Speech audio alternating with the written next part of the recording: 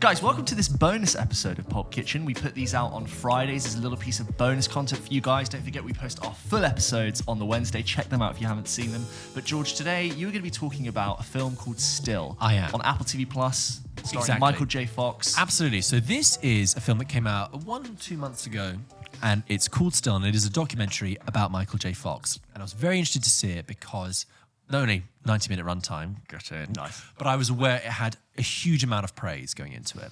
And I'm very interested in Michael J. Fox as a person as well. I think he's got a very interesting story, and I was interested to hear the Michael J. Fox story told by him in a sort of authorized documentary. And for people who don't know, the situation with Michael J. Fox is... So Michael J. Fox, as this documentary explains, is a Canadian actor who moved to the States, and he stood out because he was a very small guy. He's 5'4", and he moved to Hollywood and got a lot of roles in TV shows playing people who were younger than him. And he eventually got his big break working on a sitcom, a US sitcom called Family Ties, where he played the son. He wasn't even meant to be the main character, but he was an absolute hit with audiences, and he really took off. And he was doing Family Ties, making big success, and then, as we all know, he came to be cast in Back to the Future, and that was his big break. However, in 1992, at the age of 29, he was diagnosed with Parkinson's disease, which is unbelievable bad luck, but also just a very novel story to people who are usually associate Parkinson's with being prevalent with the elderly and the old, which it is typically. Yes. But of course, it can happen. And I'd say since that time, our understanding has developed quite a lot. Exactly. Yeah. And obviously, that has affected his life and his career and his family. And he is now officially retired. He retired in 2021. And this documentary picks up with Michael J. Fox in the present and also looks back at his career and tells that story. And this film does not have other people sat in rooms doing talking heads saying, oh, what I love about Michael is he does this thing. It's Michael J. Fox talking to the camera, talking to the documentarian who you occasionally hear ask questions about his life and his work. And the first thing is to say, Michael J. Fox has a really interesting story. And the reason I wanted to review it on the show is because not only, we don't do that many documentaries actually. No. So I want to talk about a documentary for a change. And also, it's a bit of film history. So hearing Michael J. Fox talk about his career is really enlightening just to hear about how the industry works. And it's called Still because obviously there's the whole... it's going to kind of play on the tremors that obviously affects and afflict people with Parkinson's, but also it's kind of still going, still here, and finding stillness and meaningfulness in the moment. But he begins the film and says, but I don't think I ever kept still in my life. People talk about me having Parkinson's, but I don't think I ever kept still in my life. And it cuts and it shows what a restless energy was. And it goes through this story of him running through the film industry. It comes through his acting as well. When you totally. And I think I mentioned this briefly when we were talking about Michael J. Fox before in a different episode, which is that in order for him to film, because when he made Family Ties and he did like Teen Wolf on the side, and of course they started filming Back to the Future, and as we know, they actually cast Eric Stoltz, and they did about 3 months of shooting with Eric Stoltz, and it didn't work. And they asked Michael J. Fox to be in it, and the showrunner of Family Ties says, you can do it, but you can't miss a single hour of work on this show. So if you can fit it into your schedule, you can do it. And they scheduled the entire reshoot of this portion of Back to the Future around Michael J. Fox's schedule on Family Ties. And he runs through his schedule, and it's insane. He would get woken up at 6 o'clock in the morning, whatever. He would someone would come to pick him up at 9:30, let's say, with a driver would come pick him up, make him a cup of coffee, drive him to Family Ties, where he would work all day until 6 o'clock. At 6 o'clock, another driver would pick him up, drive him to the set of Back to the Future, where he would work until about 3 o'clock in the morning. A driver would then drive him back to his apartment, carry Michael J. Fox, because he'd fallen asleep in the van by this point, into his bed, lock him up, and then 3 hours later, the original driver, would come in, let himself in with the key, put a pot of coffee on, let Michael J. Fox get in the shower, take him back to Family Ties, and he did this endlessly. And he says they got to the point where he didn't even know what set he was on. He would confuse Family Ties with Back to the Future. Wow. which is just really interesting. It's great to hear that. And also, a fair amount of the scenes in Back to the Future are at night. Exactly, Like, a lot which of them, like, helps. obviously, the whole sequence with the clock and the lightning, and also like when he first turns up at his mum's house. Exactly. And he's Calvin Klein. And And also- I wonder if that's because, well, this is now set at night because we've got it at night. Also, he doesn't know where he is, Marty McFly, Yeah. which kind of works. Yeah. So, Come on, yeah. God, where am I?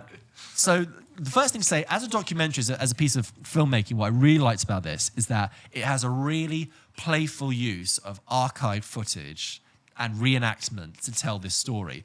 For example, the film opens and it's like, it's Michael J. Fox narrating this. He's almost narrating it like he's narrated his book, because I think he's written a book at the same time. We see clips of him trying to, working with a speech therapist to dictate his audiobook.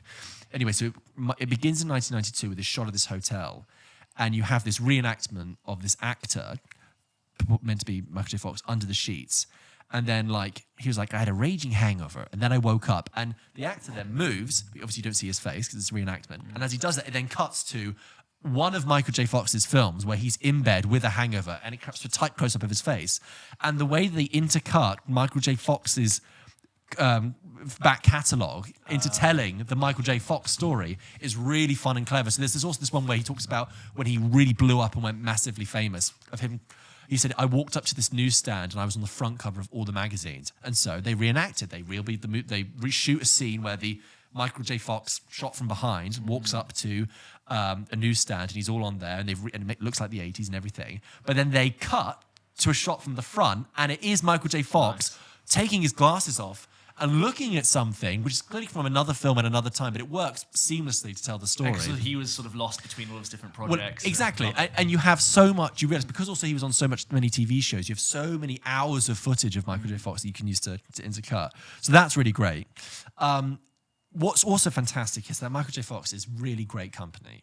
He is so charming, so funny, and so completely, he's one of those people who, you know, is obviously carrying a huge burden and carrying a huge amount of trauma, but is He's also so one of the most famous people, I'd say, who's suffering with Parkinson. absolutely. Aside of absolutely, and also particularly because of his youth at the time, and the way he is so graceful and effortless, and noble in his handling of Parkinson's is amazing. There's a scene early on where he is walking with his physio, and again, he's like so quick. He's almost too quick than he needs to be. And he's walking through New York and like kind of getting him. And he's really struggling. He's fighting. He's a real fighter. Obviously, you can see that he's had Parkinson's for like over 30 years now. And he walks past this woman who says good morning to me. And he turns around and says good morning. And then he trips and he falls. And this is a recurring thing throughout the film, which is like, he's got to be really careful. Parkinson's is very serious, obviously. But as he trips and falls, the woman turns around and goes, oh my God. And then he just, quick as a flash, says, you knocked me off my feet. You're amazing. You knocked me off my feet. And it's just so brilliant. Anyway, and like there's a bit where he's working with this physio and he like trips and he falls into a corner and they're like, you okay? And immediately he goes, no one puts Mikey in the corner. No one puts Mikey in the corner. Yeah. What's also lovely is that, what's also really interesting is there's great tidbits about when he was diagnosed with Parkinson's. Again, 29 is unbelievably young. It's about how it affected his career choices as well. And there was this whole idea that not only he had sort of run-ins with like alcoholism, but it was like he took projects that were further and further away because he just wanted to disassociate with who he was, because he really hated the fact that he had Parkinson's, and this whole period of his life when he was hiding it, and he was doing a TV series called Spin City, and he's talking about it. You're seeing footage of it of how he was hiding his tremors and how he was timing his medications so that he would tremor the least when he needed to use his hands the most. And they show this footage of how, if you notice, there's a period of about 5 years when Michael J. Fox is on screen, he will always have something in his hand that he's fiddling with, and he's doing that to hide the tremor. But it's really, really heartfelt and so enjoyable and so interesting. And that's it. On the one hand, you're balancing the warm nostalgia interest in the Michael J. Fox story as a movie star, but then you're also getting this really brilliant, heartfelt and heartbreaking story of how he suffered with Parkinson's. And he talks about, he's like, do you understand as an actor how hard it is? I can't, how hard I have to work right now to talk to you, to move my face in the right way. It's really, it's just So charming. And it's 90 minutes long. It's on Apple TV Plus. I really recommend people to watch it. I was watching it and I was honestly like, this is probably one of my favorite things I've watched this year. Yeah. It really is kind of brilliant and just hits it so perfectly. It's his story. It's his time and it's lovely. So if you're a fan of film history and you want to see a different side to an actor, this is really great. The way you described that recreation matching up with the work that he was in, it reminded me of another great documentary, which was Jim and Andy, The Great Beyond. Right, that became like a framing for Jim Carrey's career and his entire life. And if you're a Jim Carrey fan, you watch that and go, oh my God, like this meant this to him. And that philosophy from that thing is bled through. And I think there's something definitely there. But that sounds like it's even more of an alignment of that and there. It's really fun that they'll be talking about like, his there's a bit where they say like, he says, I was drinking with Woody Harrelson and maybe we got into one of our famous fights. And it cuts to like shots of Woody Harrelson in a movie, probably not in the same movie as Michael J. Fox, going to punch someone. And then it cuts with Michael J. Fox getting punched and falling to the floor.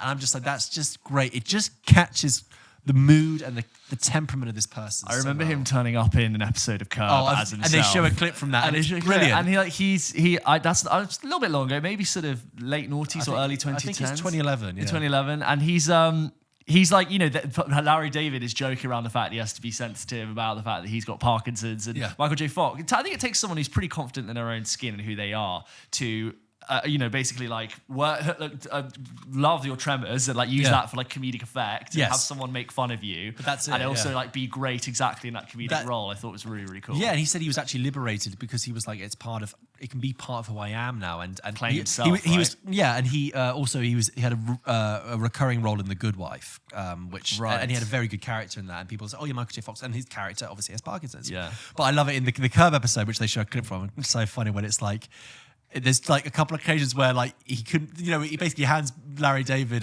there's some tension between him and Larry David, isn't there? Yeah. And he hands Larry David a soda and Larry David opens it and it just fizzes all over him. So he goes, what the hell? Did you shake that before you gave it to him? And he goes, it's a Parkinson's shake. Yeah. So good. So dumb. So dumb, but yeah, brilliant. Amazing. So I really, really recommend it. It's a really great documentary. Great.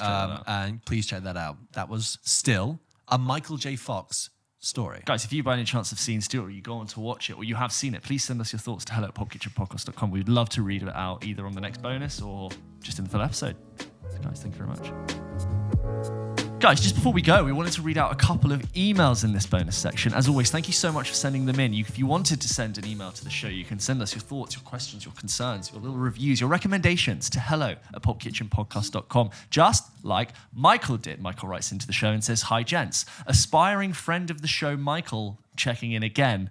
Hope you both are well. I'm well. I hope you are too, A Michael. friend of the show, you are, Michael. Having recently caught up on the episode in which you spoke about reality, I wanted to get in touch on with my thoughts on it because I likewise thought it was fantastic. Guys, we reviewed reality in the Across the Spider-Verse episode. It's episode like 79, I think. A film we both liked, which I think not a lot of people are talking about, which I think you should go and check out if you haven't already. He goes on to say, I think instances like this, like these, really benefit from a commitment to authenticity as you manage to hit home how threatening and strange this scenario actually was without resorting to exaggeration. George, just in case no one knows what reality is, very brief. A film with Sydney Sweeney that came out a few weeks ago based on a true case of an FBI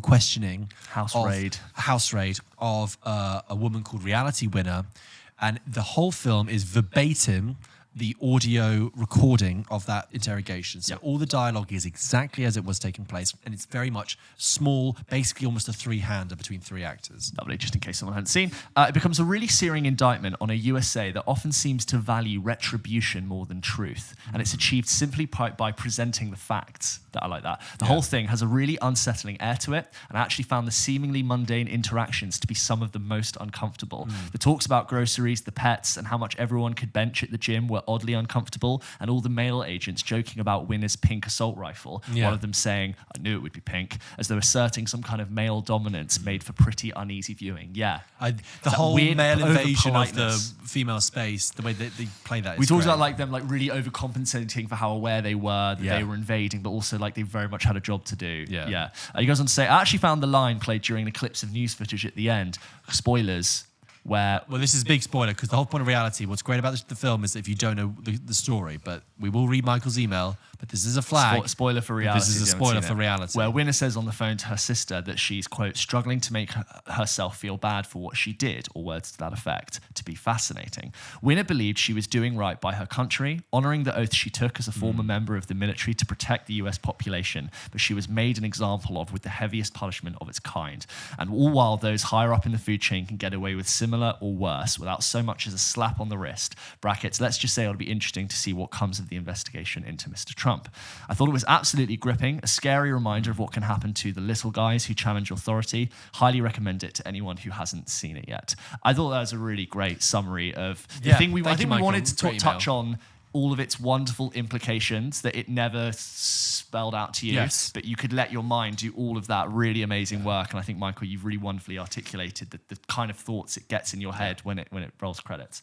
There's my 2 cents on the matter. Anyway, also wanted to add that I experienced something very similar to George, in that I also watched The Shining way too young. I think I was 11 or 12, and I got to the moment where the woman from the bath is walking towards the camera, and just the atmosphere of it all unnerved me so much that I had to switch it off. To this day, it remains the only film I've ever been so unsettled by that I had to stop watching, and I must rather ashamedly confess I never went back to it. So really? It remains a blind spot of mine to this day. Hope you lads have a good week and manage to keep cool in the London heat. All the best, Michael. Thank you, Michael. That scene, it's like, it's the stillness of it. I think I just about remember it, but I need to rewatch it. But yeah, it's like a sleep paralysis. The whole film is so oppressive. And you're right, in the sleep paralysis and the tone. And there's a flatness to like its architecture and the room design that just feels, it's like liminal space. It's so centrally framed. Yes. Like and it's just like, it captures that, I'm so scared, I'm completely petrified, I can't move. Yeah, sorry. By the way, just talking about this, 10 years ago, whenever I used to read Empire Online, they used to do this thing of like, they'd get people to write in with them, or make fake posters for movies that didn't exist, right? And they'd give them a theme. And one of them was like Wes Anderson style versions of other films. So you get lots of posters of like films in the Wes Anderson style. And someone did this pun on a film which I thought was really great, which is Who Centrally Framed Roger Rabbit? I like that. Yeah. Very good. Very good. Anyway, and this email is from Jordan, who says, "Hey, James and George." His email is titled Spooky Goodness. Ooh. Quick thank you for reading out my last email. It genuinely made my day. Jordan, you're welcome. I believe Jordan is a friend of the show. Yes, friend of the show, Jordan. You guys simply do not get enough emails about horror films, and that needs to change. Well, we did just have an email about The Shining, but regardless. So here I am, taking matters into my own hands and hopefully starting a good horror discussion. As you are both fans of the film Barbarian, we are, big highlight last year, I thought I'd send in some thoughts on a new film I watched recently that left me with the same kind of feeling. The film was released this year under the name Malum, M-A-L-U-M. I've heard about this. It is a remake of a horror film called The Last Shift, released in 2014, that had really good reviews for a low-budget film.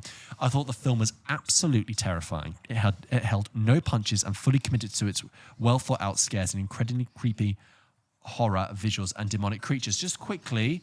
That is what the poster looks like, and I remember seeing it. It looks horrifying. The monster looks horrifying. That is all. Although I feel like if you've Googled that, maybe that's meant to be a reveal later on in the movie. I think it's the poster. Malum. I'd love to put that on a thumbnail. Let me just read. A rookie police officer takes the last shift at a newly decommissioned police station in an attempt to uncover the mysterious connection. Blah, blah, blah, blah. Ooh, I might watch but this. But I must say, it's got a very odd, disconcerting 5.2 on IMDb. Yeah, ratings, schmatings. No, I know ratings, schmatings, but like that's quite... Normally things just like average out at like 6. But yeah, true. Anyway, back to Malum and Jordan's email. This film is by no means Oscar-worthy, but the impressive cinematography and directing created an atmosphere that kept me uncomfortable yet transfixed throughout, much like Barbarian did. Yeah, I mean, the atmosphere in Barbarian is brilliant. Whereas Barbarian was a more unique concept and is definitely better, Malum also took a far-fetched storyline about demonic presence and made it feel eerily real.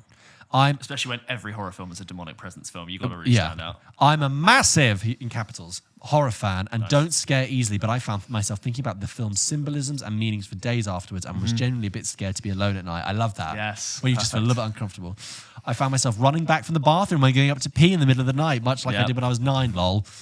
In addition to the horror vibes in this film being absolutely spot on, it had really good gore, blah, blah, blah, blah, blah, blah, blah, blah. These are spoilers, so I'm just skipping over that. Not saying blah because it's boring. In addition to the Malum film recommendation, if you've already not seen it, my question to you guys is this. What's the most inventive and memorable gore/death you guys can recall from a film? I strongly believe this makes or breaks a horror sometimes. A recent example is the film Renfield, which, James, you didn't like, but No. I thought the gore was comedic yet creative, fitting the tone of the film perfectly. Do you guys have any standouts? Thank you both for providing us with the best film and tea discussions with such an amazing podcast. Thank you. Much love, Jordan, Cardiff, South Wales. P.S. One last question, because at this point, me and my partner feel like we've seen every good horror film in existence. If you guys have any good under-the-radar horror recommendations that deserves more recognition, then please let us know. Jordan, you sound like you're way ahead of us, but I'd probably say, obviously, It Follows and all that stuff. Oh, and you finish off by saying, sent from the Shadow Realm or some other spooky-sounding place. Good to have you in on the joke. In terms of good deaths or gore, I only have one. I have a recent example, and I didn't mention this in the main pod because I didn't want to spoil it, but I'm going to say it now because the film's been out for a few months. So in Evil Dead Rise, I remember in my review I said there's one bit with a kitchen utensil that really got me on edge, and that's a bit where they're fighting a possessed person in a kitchen, and the demon, I believe, grabs a cheese grater and runs it across someone's leg. And literally, and I was there and I went, oh, Jesus Christ. Yeah, exactly that. Horrible. I like in Hot Fuzz when the steeple of the church goes and he looks up and it goes Adam and Buxton. just straight through his body. And he sort of stands there for a bit in with the a steeple comedy film which has slasher tropes in it. Yeah. That is a really fucking violent death. And then some music. Sorry, Someone's music. playing Sade on the way And past. then another one I would say, which I think you never forget, is, which we take for granted now because of how many alien films there are, which is what? It's someone blasting their Smooth operator outside. I just didn't want to. operator. James, in Alien, you said. Which has been done now so many times, but never forget the first one where the chest burster. you think they're absolutely fine, Yeah. just walking, talking around. It's what's his face? John Hurt. Just think, oh, he's fine. Yeah. The Thing, it's gone. Movie's over. The movie's over. He's having breakfast with everyone. Yeah. They're all smoking. Boom. Yeah.